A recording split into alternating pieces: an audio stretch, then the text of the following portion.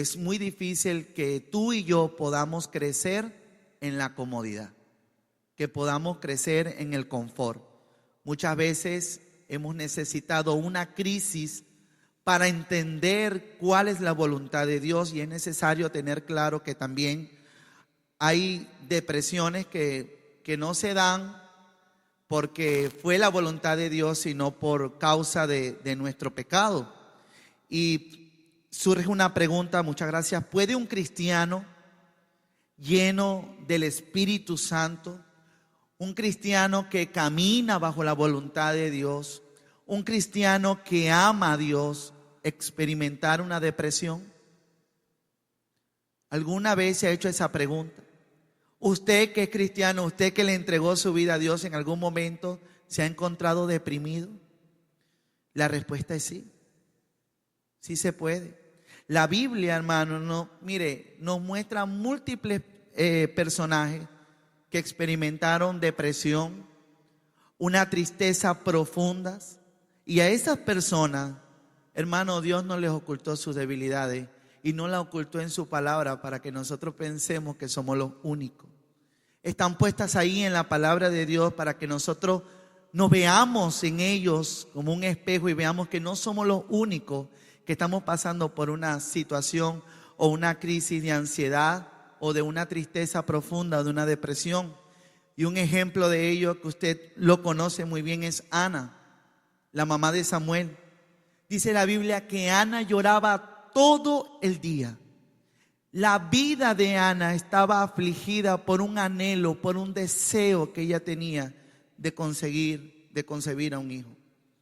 Y hasta que llegó a la presencia de Dios, en el altar del Señor, allí donde dejó su dolor, donde dejó su tristeza, donde dejó su ansiedad porque no podía tener hijos, Dios, Jehová, responde la oración de Ana. Era tanto, hermano, la tristeza que tenía que el marido creía que ella estaba ebria, que estaba borracha.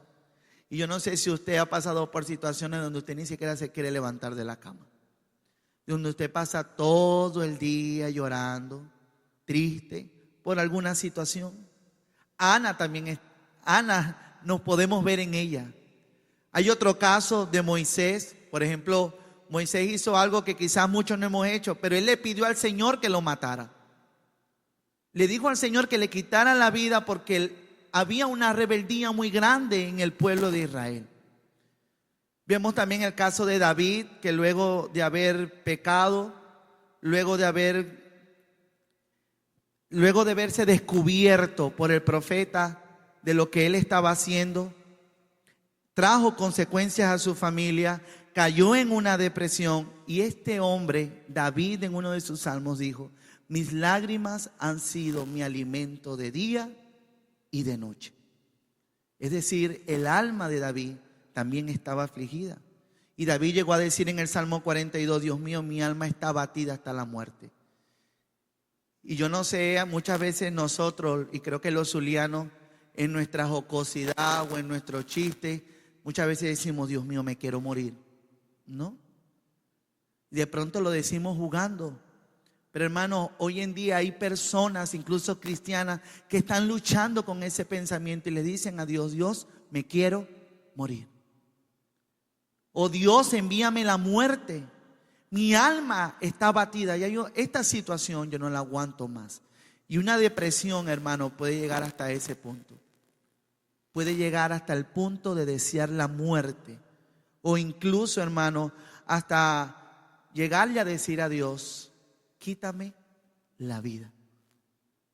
Dicen que Martín Lutero, un gestor de la Reforma, un día se levantó, vio a su esposa vestida de negro. Y ustedes saben que ver a una persona de negro probablemente que esté guardando un luto. Y le preguntó si alguien había muerto. Y su esposa, quien era una mujer sabia, le dijo: Dios está muerto. A lo que Martín Lutero le cuestionó por qué decía esa afirmación. Y ella le respondió: Martín, tú vives como si Dios estuviera muerto. Y esto a causa de que Martín Lutero había caído en depresión. Y muchas veces, hermano, esa profunda tristeza nos hace creer y le hace creer a los que nos rodean que Dios no es un Dios vivo, que Dios no es un Dios que tiene poder. Y muchas veces, hermano, aunque no nos vistamos de negro, vivimos un luto espiritual porque estamos muertos en nuestra depresión. Y hay un hombre, hermano, que nos da una cátedra de cómo caer en una depresión, pero también cómo salir de ella. Y este hombre es un profeta en el Antiguo Testamento, que es llamado Elías, un hombre que oró al Señor por 3 años para que no lloviera y no llovió. Y luego este hombre volvió a orar y el Señor hizo que lloviera de nuevo. De manera que Elías tenía una estrecha relación con Dios. Era un gran profeta dentro del pueblo de Israel. Tanto así que fue un hombre que oró por una vasija donde había poco aceite, donde había poca harina. Y luego de él orar se multiplicó en medio de una hambruna donde sacaron vasijas llenas de aceite y de harina. De manera que Elías era un gran hombre. Elías era un gran profeta de Dios, un hombre que tenía una relación con Dios. Y hoy vamos a estudiar y ver cómo fue la vida de Elías con respecto a la depresión, pero también cómo salió de ella. Puede ubicar en su Biblia el primer libro de Reyes, capítulo 19, verso 1. Dice: Acab dio a Jezabel la nueva de todo lo que Elías había hecho y de cómo había matado a espada a todos los profetas. Para que entremos un poquito en contexto y entendamos lo que acabamos de leer, y voy a pedirle por favor a visuales que me deje el versículo allí.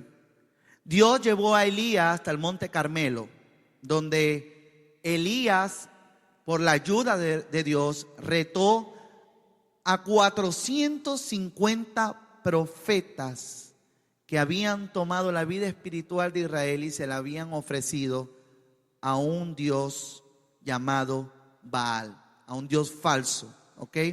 Y los profetas de Acera y los profetas de Baal, ellos quisieron contender contra Elías. Y obviamente, hermano, hay muchos dioses. Nosotros hemos creado muchos dioses. Hemos hecho de todo un Dios, y hoy en día más todo lo que vemos o todo lo que hacemos o todo lo que tenemos lo hemos convertido a un Dios. Un Dios quizás donde muchas personas creen, pero nosotros en la iglesia del Señor creemos que existe un solo Dios verdadero, amén, que es Dios. Por muchos dioses que levanten las personas, creemos que existe el único Dios, y esa seguridad la tenía el profeta Elías. Él sabía que habían 450 hombres que le estaban rindiendo culto a alguien que no existía, pero que él sí creía en alguien que era real. Y Dios tuvo que traer una sequía, trajo también por consecuencia de esa sequía una hambruna, porque Baal justamente era el dios de la agricultura. Y ellos de manera que se vieron desafiados porque Jehová trajo un juicio al pueblo de Israel y por eso no llovió 3 años. Entonces el pueblo elegido de Dios entre todas las naciones ya no adoraba al Dios que lo había sacado de Egipto, sino que el pueblo de Israel adoraba a Acera o adoraba a Baal. Ellos sembraban, históricamente se dice que sembraban árboles al frente o dentro de sus casas para celebrar a estos dioses. Y la corrupción había llegado hasta el punto que Jezabel, junto con su esposo Acab, habían patrocinado, habían levantado altares, templos de adoración en Israel para adorar a estos dioses. Pero Elías, hermano, el profeta Elías, retó abiertamente a estos 450 hombres y les dijo: vamos a hacer algo. Ustedes andan derramando sangre, gritaban, hacían todo tipo de invocaciones al Dios. Y Elías, mientras veía todo eso, estaba esperando que algo ocurriera. Elías estaba seguro que no iba a ocurrir. Pero yo me imagino a Elías por dentro, muerto de la risa, viendo a 450 hombres de día y de noche clamando a alguien que no existe.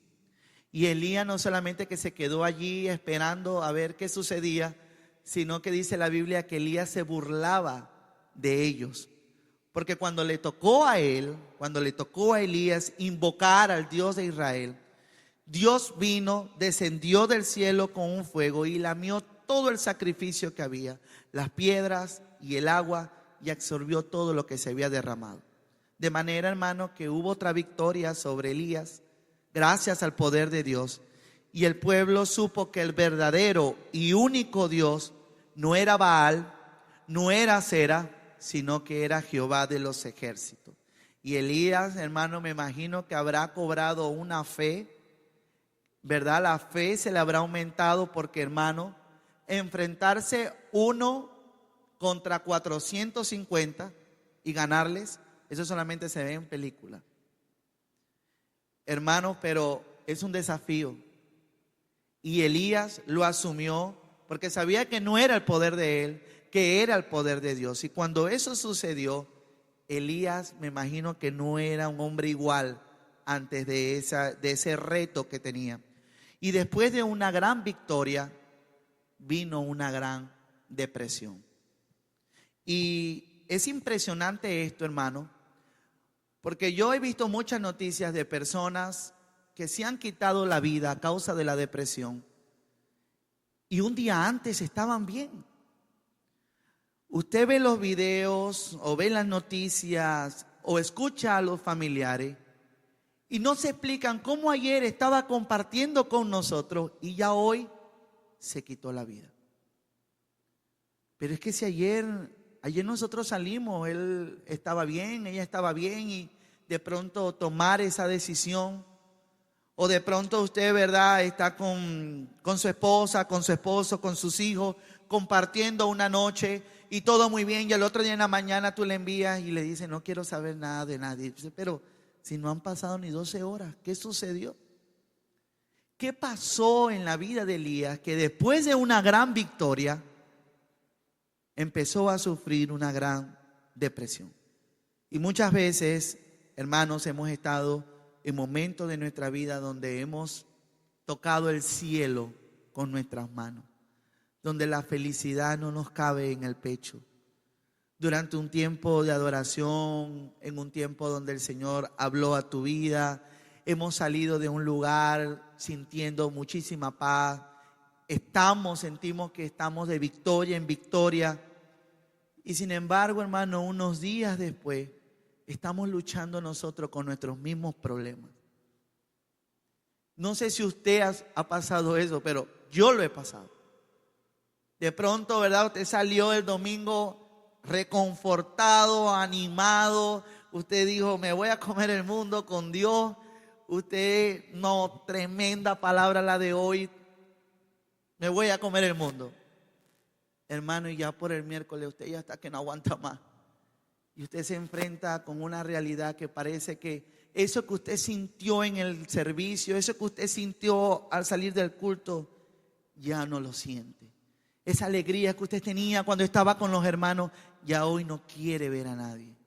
Esa sensación, hermano, la vivió Elías. Y lo bueno es que Dios sabe que nosotros, hermanos, no somos superhéroes y que nosotros no tenemos superpoderes, que usted y yo somos personas de carne, y Dios entiende que tú y yo somos débiles y que Él comprende nuestras luchas. Incluso el escritor de Hebreos dice que Jesucristo, hermano, se compadece de nosotros porque Él también estuvo en la carne.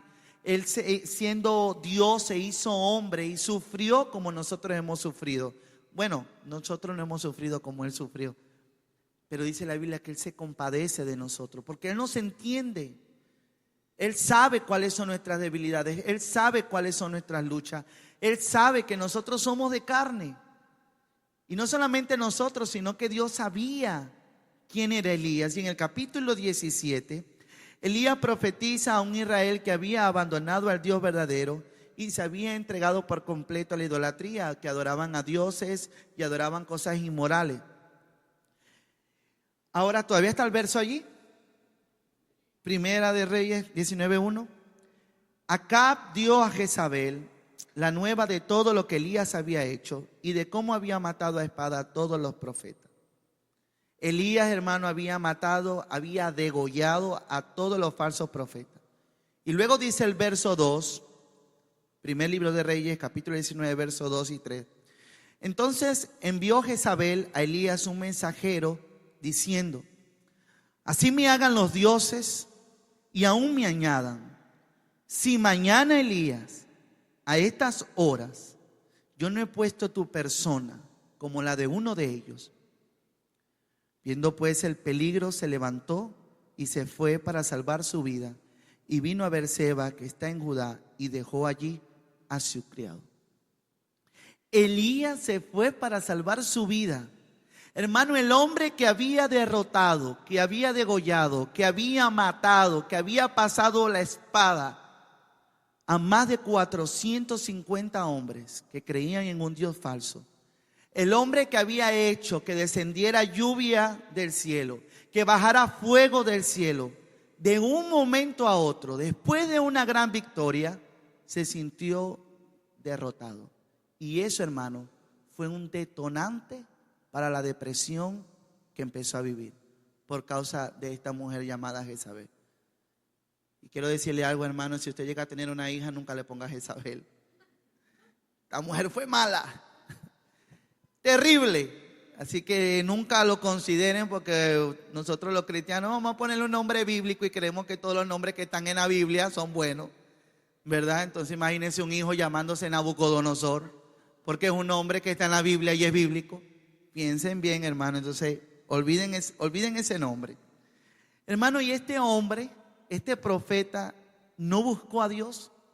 En el versículo 3 del primer libro de Reyes, capítulo 19, dice que lo primero que este hombre hizo al oír la amenaza, ¿qué hizo? Fue esconderse. Y eso, hermano, es una actitud que nosotros tenemos cuando enfrentamos una situación. Lo que hacemos es escondernos. Y Elías dice que se escondió y se fue al desierto. Venía de un gran triunfo, de descubrir de reafirmar lo que es verdadero contra lo que es falso.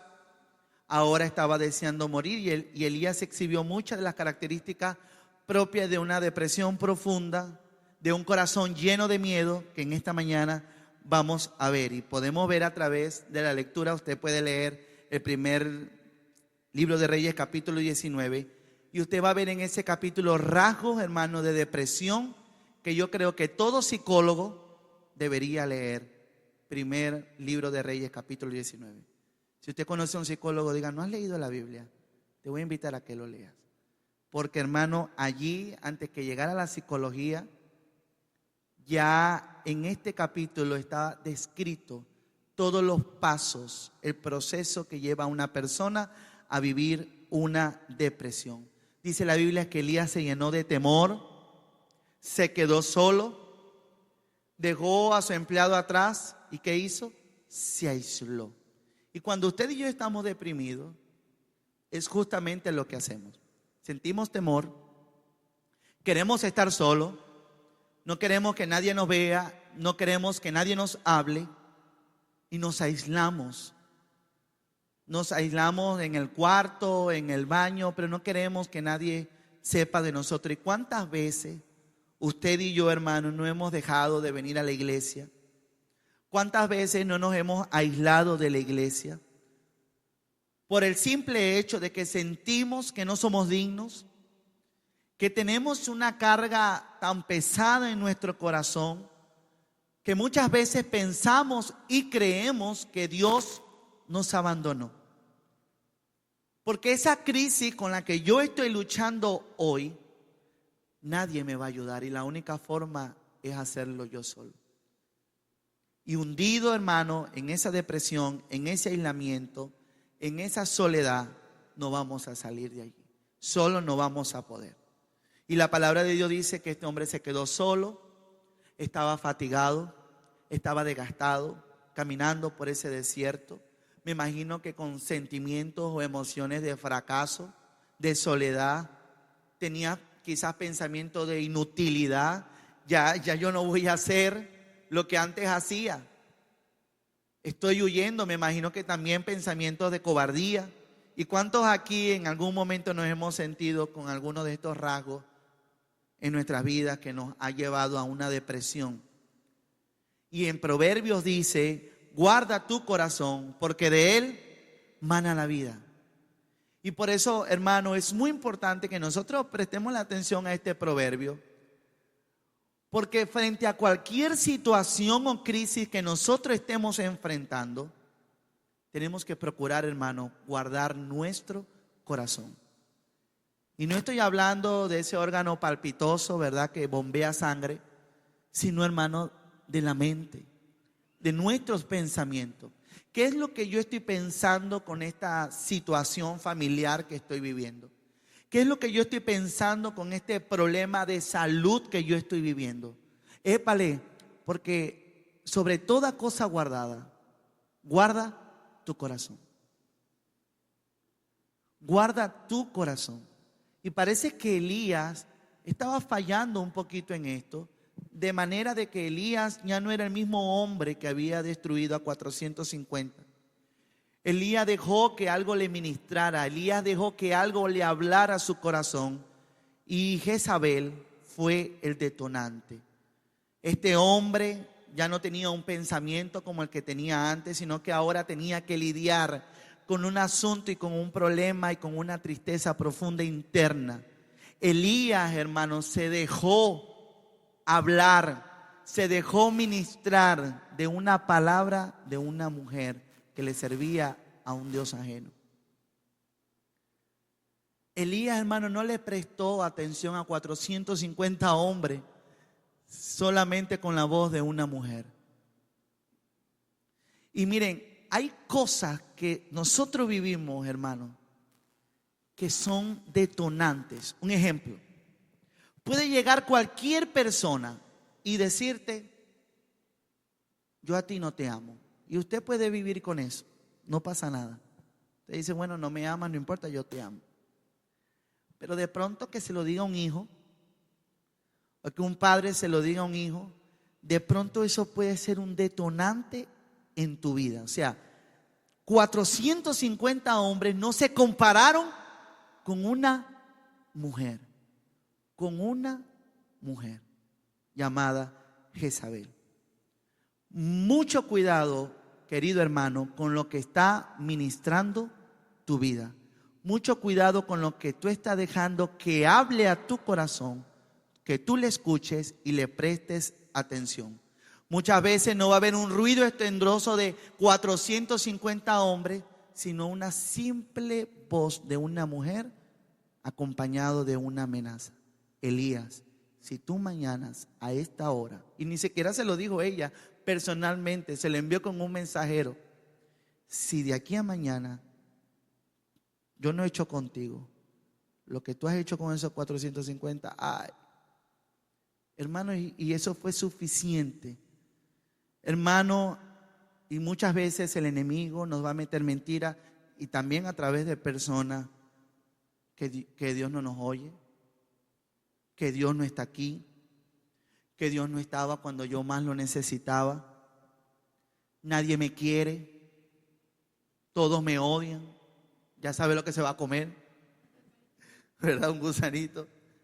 Y muchas veces esas mentiras nosotros dejamos que el diablo las siembre en nuestro corazón y nosotros lo creemos. Y esos pensamientos son pensamientos intrusos que llegan a nuestra mente, y si tú y yo no cuidamos nuestro corazón, hermano, le vamos a dar rienda suelta. Le vamos a dar rienda suelta y vamos a caer en una profunda depresión. Dice el libro de Reyes, capítulo 18, verso 22.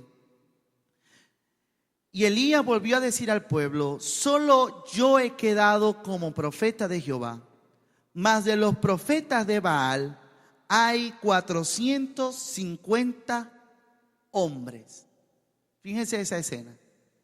Y más adelante, en el primer libro de Reyes, capítulo 19, versos del 9 al 10, dice, y allí se metió en una cueva donde pasó la noche, y vino a él palabra de Jehová, el cual dijo, ¿qué haces aquí, Elías?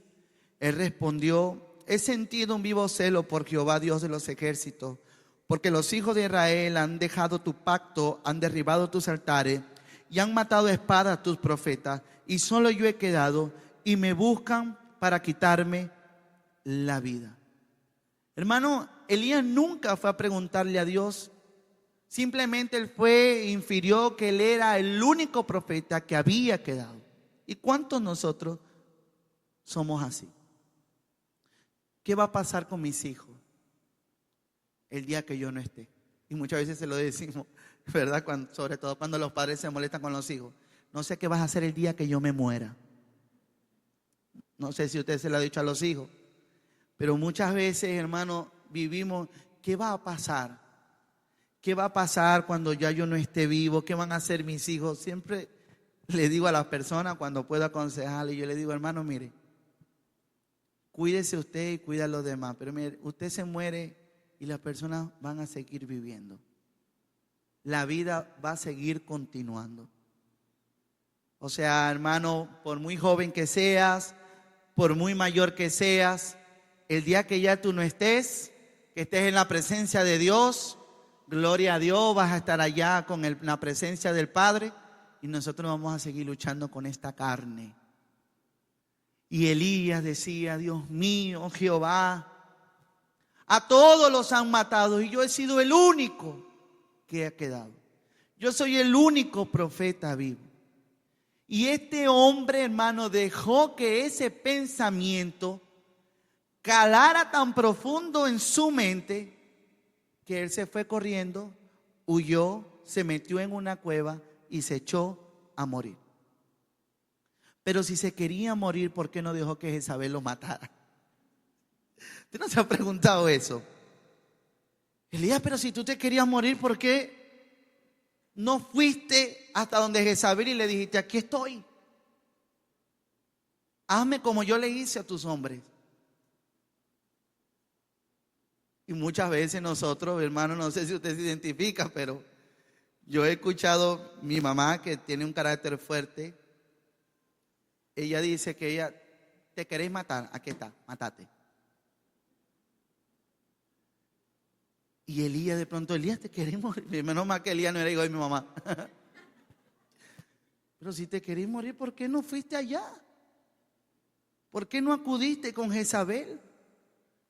Hermano, es incongruente lo que Elías decía, porque una persona que está en tristeza no piensa bien. La tristeza le nubla la razón y el entendimiento. Y Dios lo que le pidió a Elías era que aprendiera a confiar en él, que le siguiera. Y al igual que este hombre, hermano, Dios nos pide a nosotros lo mismo.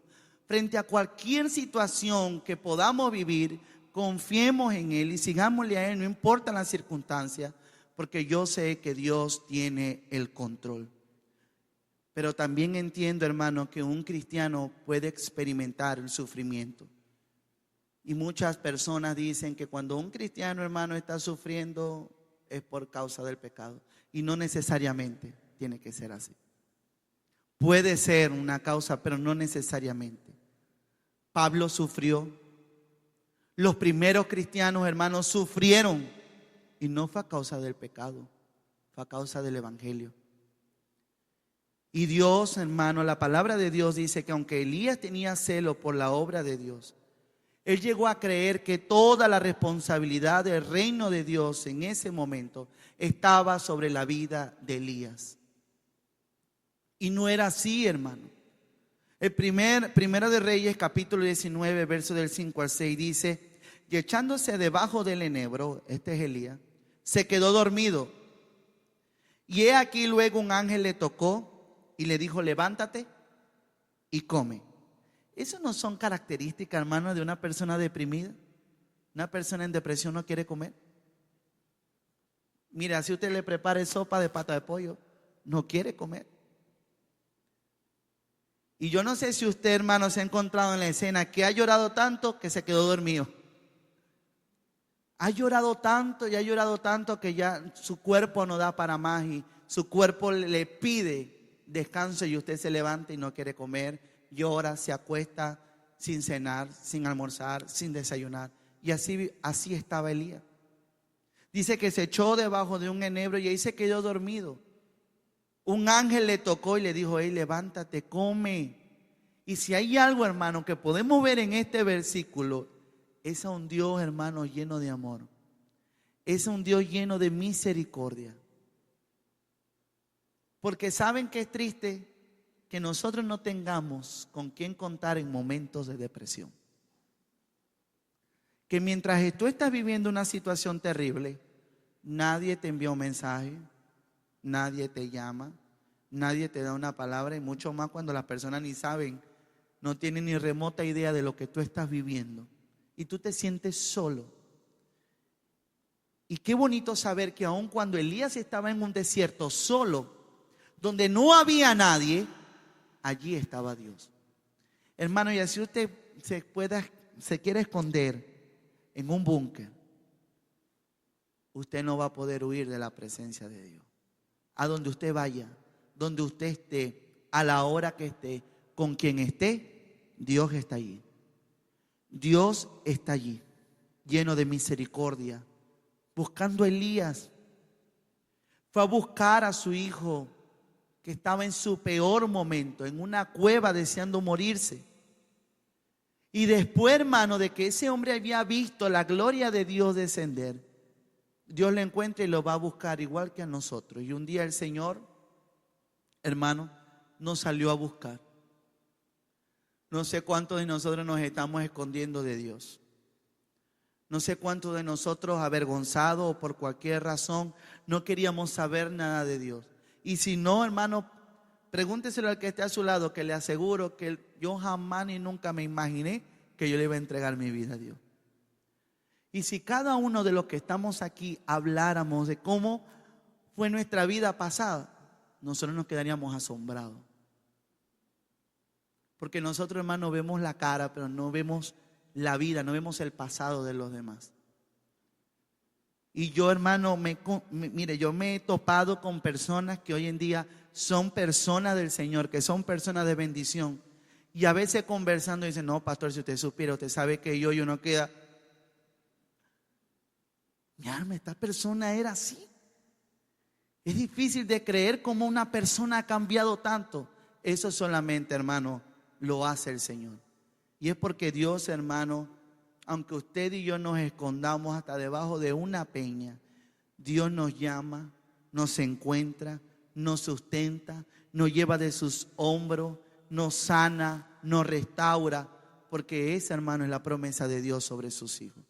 Y Dios entendió que Elías estaba cansado y le permitió que comiera, que durmiera. Le mandó un ángel. Hermano, Dios nos va a sostener a través de nuestra crisis.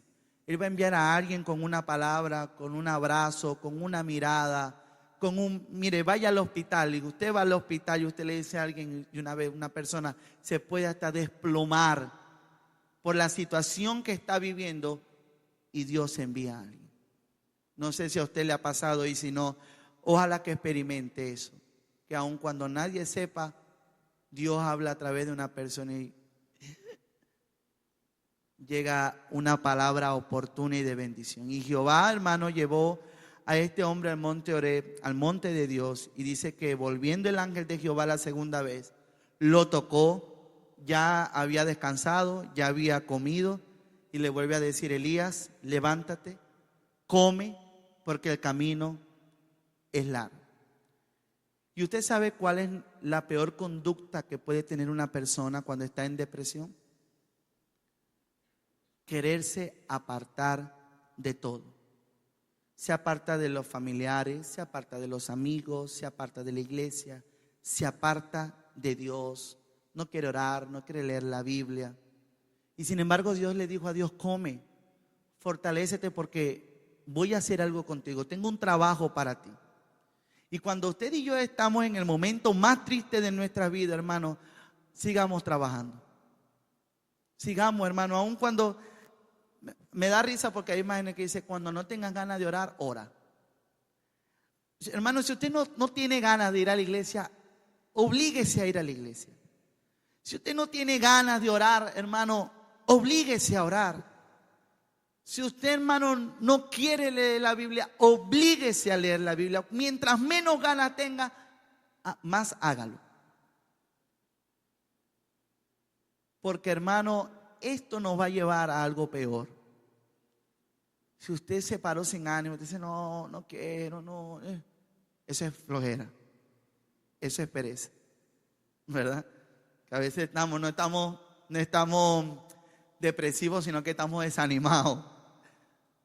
Pero cuando hay, hermano, le he dicho este testimonio que da un poco de risa, porque yo estaba aprendiendo a manejar y mi mamá, cuando ella estaba conmigo, usted sabe, cuidado, cuidado, cuidado, y eso pone a uno más nervioso.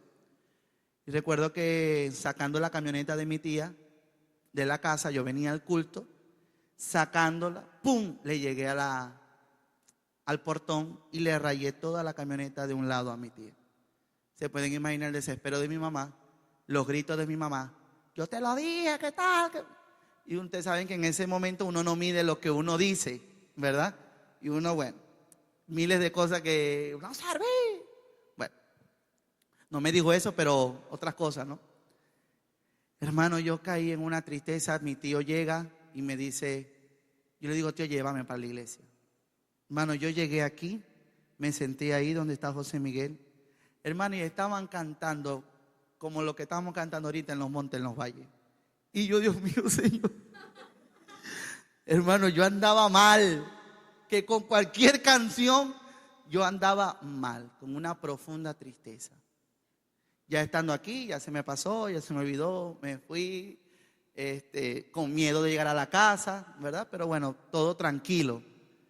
Hermano, pero muchas situaciones que nosotros pasamos incluso antes de venir al culto, porque el diablo es astuto, y usted dice, no, no voy a ir. No, hermano, venga.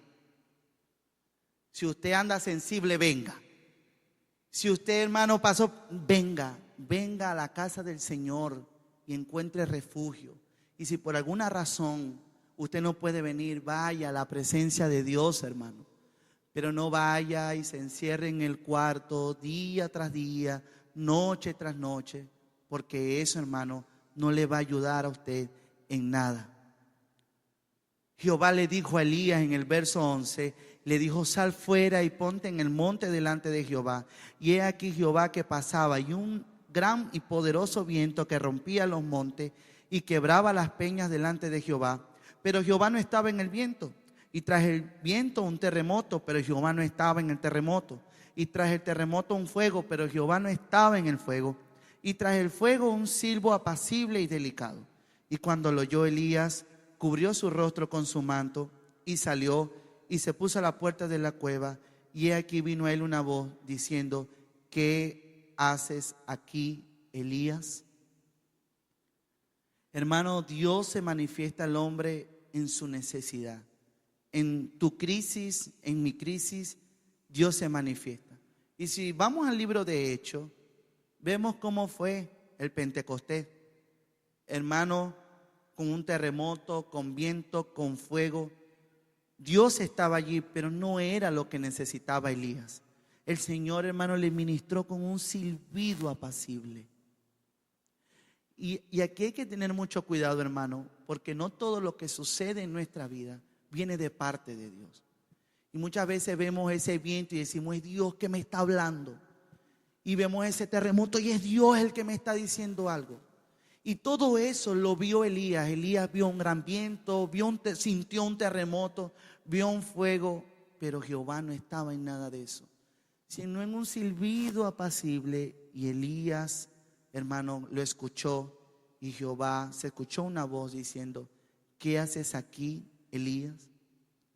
Así que, hermano, no perdamos la esperanza. No pensemos que nuestra situación es lo último, que ya no tenemos fuerza, que ya no podemos seguir peleando, que Dios nos abandonó, que la bendición de Dios no llegó. No creamos, hermano, esas mentiras que a veces rondan y hacen nido en nuestra cabeza. Y hay muchas razones, infinitas razones por las cuales usted y yo podemos caer en depresión. Algunas veces quizás porque el matrimonio no resultó lo que nosotros esperábamos. También porque hemos sentido mucho rechazo en nuestra vida. Quizás porque sentimos que no encajamos en ningún lado. Muchos de los jóvenes que se quitan la vida, hermano, es porque sienten que no encajan con un grupo. Y es allí, hermanos, donde debemos cuidar nuestro corazón, porque de él mana la vida.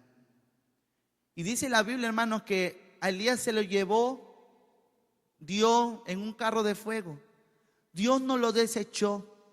Y qué especial y bueno es ese Dios al cual usted y yo, hermanos, podemos contar en nuestro fracaso, y Dios a nosotros no nos va a condenar. Qué bueno, qué bueno, qué bueno que la ayuda de Dios, hermanos, no es muchas veces como la ayuda de las personas. Y ayer quedé impresionado porque yo no sé cuántos conocen a la cantante Christine de Clairo. Ella ahorita acaba de sacar un libro, creo que se llama Sanando las heridas en el desierto. Y me han salido muchos videos de ella en conferencia, hablando sobre su libro. Y me llama mucho la atención cómo una mujer que ha sido usada por Dios, que ha ido a muchos países ministrando a las personas, Dios a través de ella. Ella dice que ella cayó en una depresión posparto, terrible, hasta el punto de desear la muerte.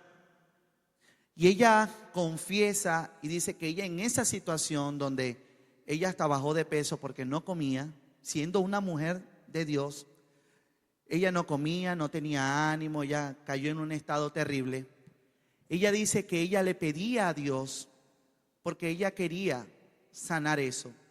Y ella dijo, y yo no podía decirle a los hermanos. No había alguien a que yo pudiese decirle, porque cuando yo dijera eso, el primer pensar de cualquier persona diría, ¿cómo una mujer como ella, que se la pasa de concierto en concierto, ministrando la palabra de Dios, está en ese estado? Eso es que ella tiene un pecado oculto. Y eso la llevó a ella a no confesar la depresión que ella sentía. Y ella dice que en medio de ese desierto, ella en un momento crítico de crisis, le entregó eso a Dios y Dios la sacó de la depresión de la que ella estaba. Por eso ella le llama sanando esas heridas en el desierto. Como una persona que ha ido a tantas iglesias, que ha visto tantos hijos, no sentía la confianza de decírselo a alguien porque la iban a juzgar. Y muchas veces, hermanos, nosotros también sentimos eso. Muchas veces hemos sentido eso. Y lo bueno, hermano, que aún en medio de ese pensamiento, Dios está allí. Dios está allí. Y Dios, hermano, no estaba allí para decirle, Elías, no lo vemos, hermano. Si usted lo busca, no lo va a conseguir, Elías, chico. Y eso que mataste a 450 hombres, mira lo que... No, ya con vos ya no se puede hacer nada. Ahora queréis morirte. No, hermano.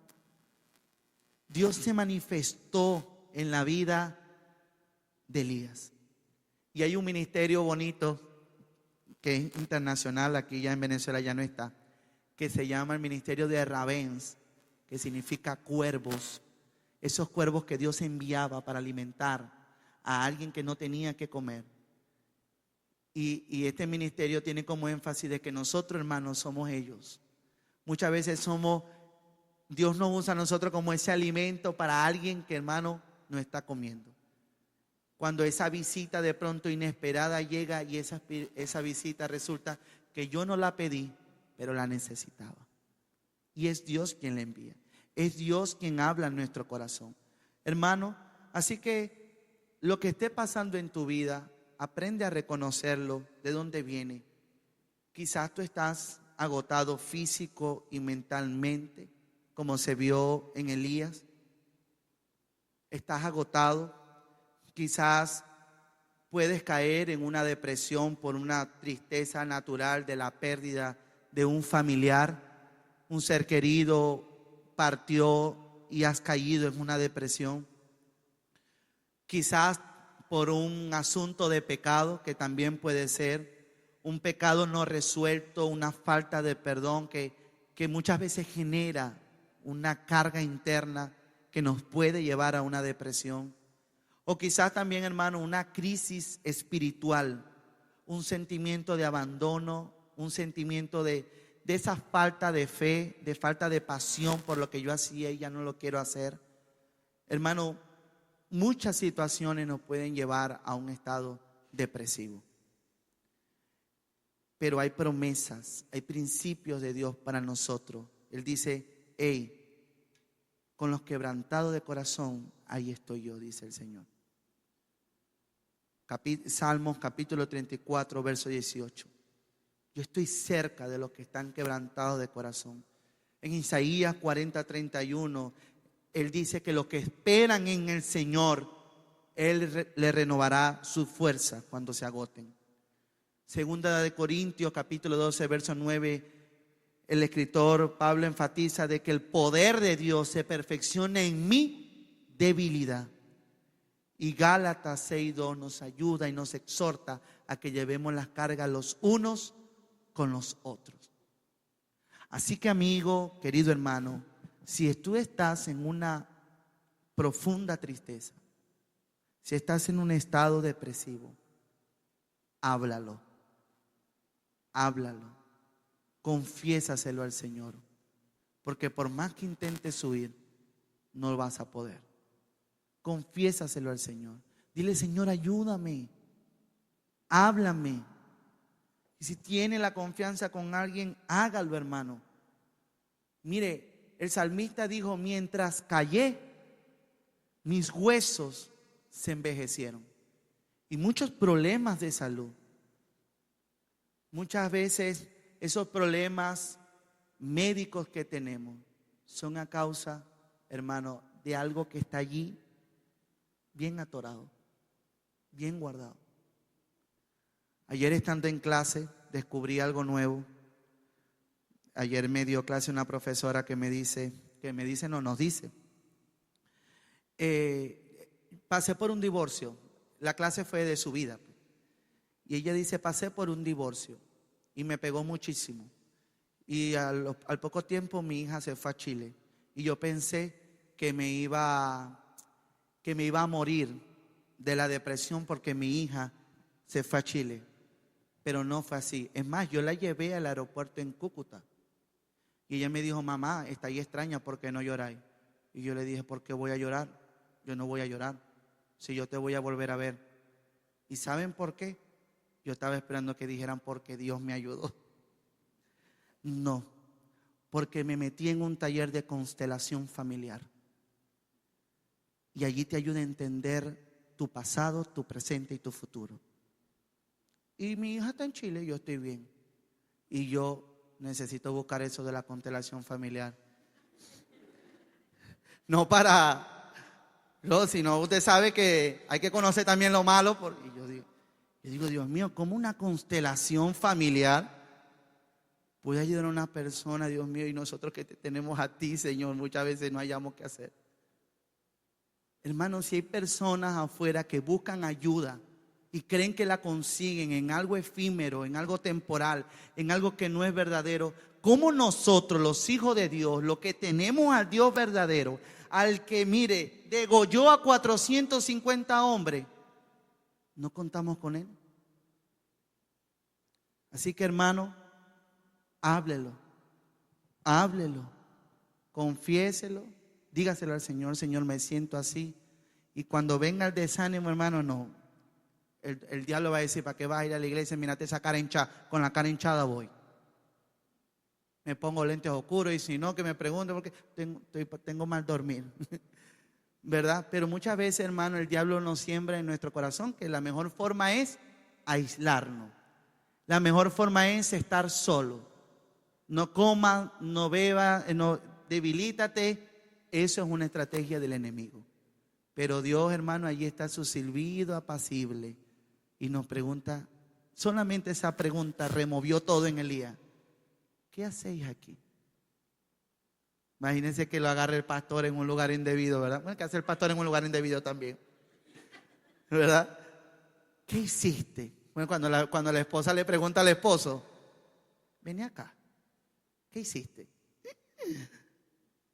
Hermano, esa pregunta nos hace reflexionar, ¿verdad? Y nada, cuando hemos hecho de todo. Y esa simple pregunta de Jehová a Elías, ¿qué haces aquí? ¿Qué haces aquí? En todo ese proceso, allí en el enebro, debajo de Elías, allí estaba Dios. En ese camino al desierto, allí estaba Dios. En esa cueva, allí estaba Dios. De manera, hermano, que la única forma o la mejor forma de salir de una profunda tristeza y de una depresión es contar con Dios. Amén. Definitivamente Dios. O sea, así nos sintamos como Moisés, como Ana, como Elías, como David. Dios está allí. Ana no terminó como quizás nosotros pensáramos. Moisés tampoco, David tampoco, Elías tampoco, porque hay una esperanza. Hay una esperanza, no todo está terminado. No todo está terminado. Así que, querido hermano, ánimo a seguir adelante. Digámosle no a la depresión. Y el día que toque la puerta, usted ciérrela, y si se la abrió, dígale: Señor, estoy pasando por esta situación, estoy como Elías, ayúdame, ayúdame. Porque, hermano,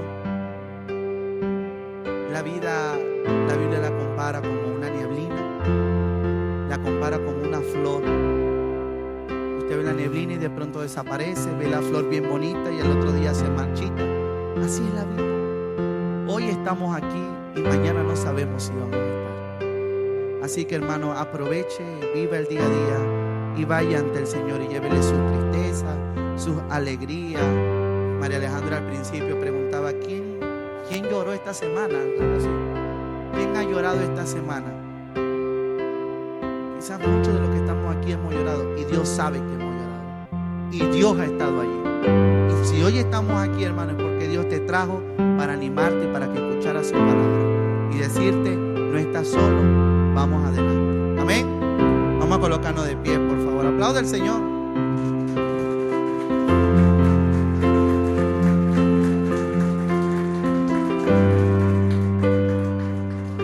Así que yo voy a pedirle, por favor, que se mire de frente con el que tiene a su lado, así como en pareja.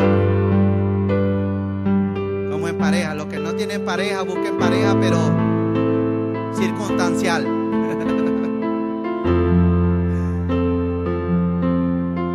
Y allí está, tómense de la mano y oren el uno al otro. Porque, hermano, necesitamos la ayuda de la otra persona. Gracias, Señor, por la vida de esta persona. Gracias, Señor, porque tú lo trajiste hasta este lugar con un propósito. Y yo no sé qué problemas, qué situaciones está pasando, pero yo te pido, Señor, que le ayudes. Y hoy, Señor, yo quiero ser un instrumento tuyo para orar por la vida de esta persona que tengo al frente. Ayúdalo, Señor, en todo lo que necesite ayuda. Fortalécelo, levántalo y recuérdale, Señor, que no estamos solos, que te tenemos a ti. Como lo cantamos ahorita, Señor, si te tenemos a ti, lo tenemos todo. Guárdalo, Señor, de cualquier prueba. Líbralo de cualquier tentación. Y el día que venga la angustia, Señor, el día que venga la tristeza, Señor, junto con la mañana, con el sol, venga tu misericordia. Porque tú, Señor, has cambiado mi lamento en baile. Señor, quiero cargar también la carga de mi hermano, Señor. Señor, porque es el mandamiento tuyo, llevar las cargas los unos a los otros. Te pido, Señor, de que no se aísle, sino que al contrario pueda buscar más de ti, Señor, porque en ti está la ayuda, en ti está el pronto auxilio, en ti está la respuesta. En ti, Señor, está el yo levantarme de esta situación y seguir adelante con tu ayuda, porque no es con mis fuerzas, sino con tu Santo Espíritu, Señor. Ayúdanos en el nombre poderoso de Jesús. Amén y amén. Denle un abrazo y ánimo, hermano, a seguir adelante.